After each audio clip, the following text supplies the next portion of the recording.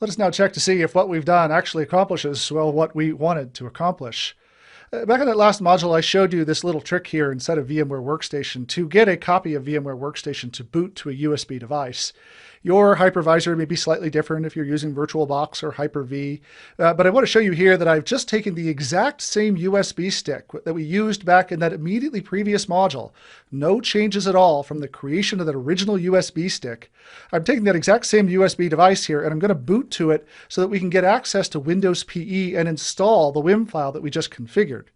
This will then boot this machine over to Windows PE, so we can just take a look again at the steps we will go through in transferring this WIM file and its contents to an awaiting piece of hardware.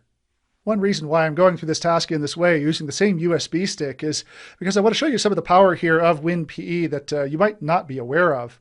One of the great things about Windows PE is that when you do set it up, it does provide enough of a networking stack to allow you to then attach to remote files on other file servers around in your environment. And the copy of Windows that we're working with here is, I think, like a little more than 4 gigs in size, which is a bit larger than the FAT32 formatted USB stick that we've been using here up until this point. So I am here as part of this demonstration going to show you just one kind of wacky way, but actually really cool way, in which you can remotely access your WIM files and installing them onto these awaiting Hyper-V servers. Let us start this process here by taking a look at the command prompt. Again, this is kind of tiny here, but it's difficult to size it because of how WinPE limits the screen visibility here. As before, we need to prepare the disk, and this is a task that we did back in that last module to create the necessary partitions that will be used by the installer for dividing out the recovery partition, dividing out the system and boot partitions, and so on. So let's start this process again by running diskpart and going through the exact same series of commands. We will take a look at the disks here. Again, those disks are, if I type them correctly, disk 0 and disk 1, with the disk 0 here being the 256 gig local partition, the local disk that exists there on this virtual machine. I will choose select disk 0 and then clean that disk.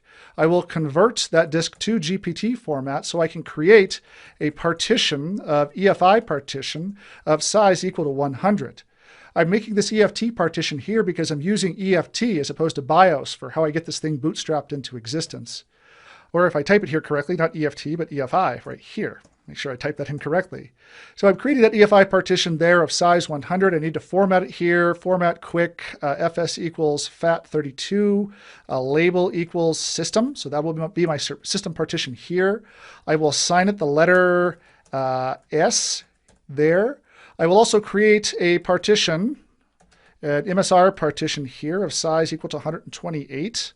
And also, if I can spell partition correctly here, this is very difficult to do and talk at the same time. So there, I'll create that partition there of size 128, and then also create a third partition here, a primary partition, where all the OS files will be located. So there's my primary partition.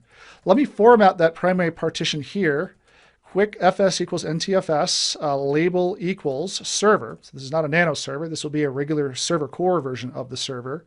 And then assign it the letter equal to n. Just like before, I'm using the letter n here just to keep things a little bit easier.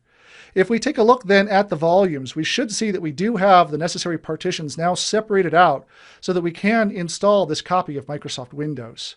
Here's the cool part though. Now that we're done with working with the disk here, what we really want to do is remotely reach out to my file server, which in this case happens to be my Windows 10 My Desktop computer, and I want to grab that WIM from over the network and install it here onto this machine. In order to do that, though, I've got to be able to set up the networking on this computer, because right now I've got some automatic private address that's been automatically assigned here onto this computer. There is no DHCP in this network. So let's use a legacy command prompt tool, the netsh tool here, to configure that interface to allow us to connect out to the other machines in this network. I'll use netsh interface IP set address name equals Ethernet 0. This is the equal to the name right here, the Ethernet adapter that I'm working with.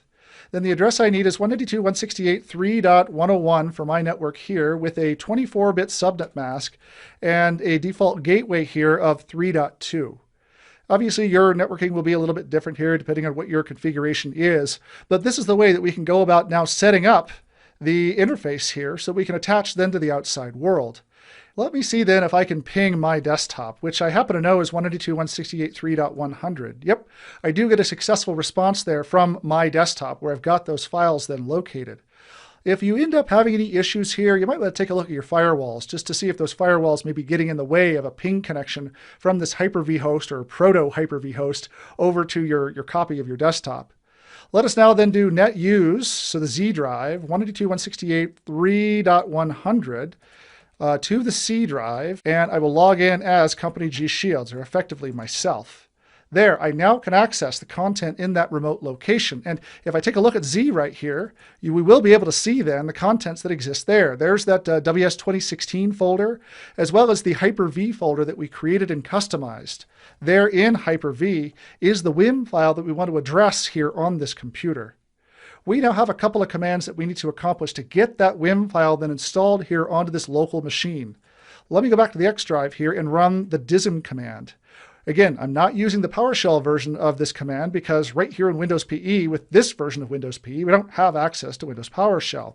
So the command we're looking for here is dism apply image file z:\/ Hyper-V and then install.wim. Again, the index equals to 1 because we got rid of all the other indices earlier.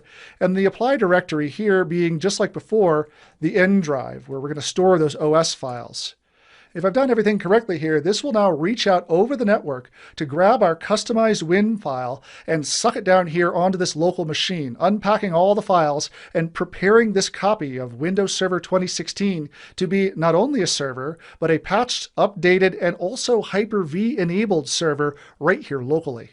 While we're waiting for this process to complete, I mentioned in the introduction that there are all kinds of tools out there that Microsoft provides, and even some third parties provide, that can assist with automating some of these, as you can see here, command line steps. Windows Deployment Services, the Microsoft Deployment Toolkit, even System Center Configuration Manager really use pretty much what we're looking at here in order to deploy out these operating system images over the network. But I want to show you this way because it really is down at the lowest level here using the basic command lines to accomplish the tasks that we need. Once you understand how to do this in this way, it makes all of those other technologies just that much easier to work with. Again, Windows Deployment Services, MDT, and SCCM, because with this information, you really understand exactly what are going on underneath the covers. Once complete, we have two more steps in this process. One is to actually copy over the boot files into the appropriate location and then to reboot the computer. Let us do that here with bcd boot and then n:\Windows, which is the copy of Windows where we want to get those boot files. And we want to copy them onto the S drive so they're available in that boot partition or that system partition available for this machine to boot on towards. So that actually doesn't take that long because the boot files are relatively small. Let me then do wp-util and then reboot to reboot this computer. This is the part where things get really, really cool because this machine is now going to reboot. And once rebooted, go through all the usual steps like what you might think happened under the covers as we were going through that next finish installation way back in the first or second module here in this course.